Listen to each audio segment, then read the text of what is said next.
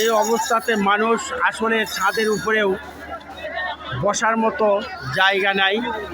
এরা হয়তো প্রতিনিয়ত এভাবেই ছাদেতে যাওয়া আসা করে, তাই এরা হয়তো এভাবে যাইতে পারতেছে। আপনি আমি কোনোভাবেই এই ছাদে এভাবে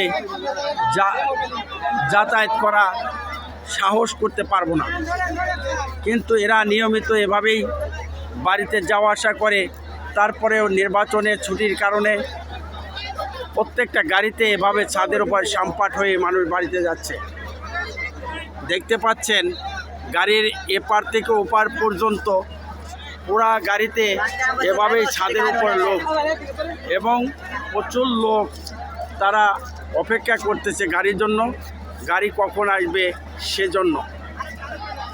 এই যে ছাদের উপর লোক, এবং দেখতে পাচ্ছেন পুরা প্ল্যাটফর্ম জুড়ে লোকারণ এভাবেই প্রতিদিন গতকাল থেকে এভাবেই তারা বাড়ি যাচ্ছে।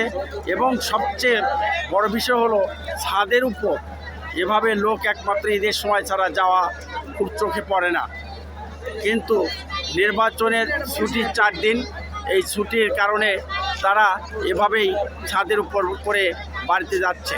ধন্যবাদ। আসসালামু আলাইকুম।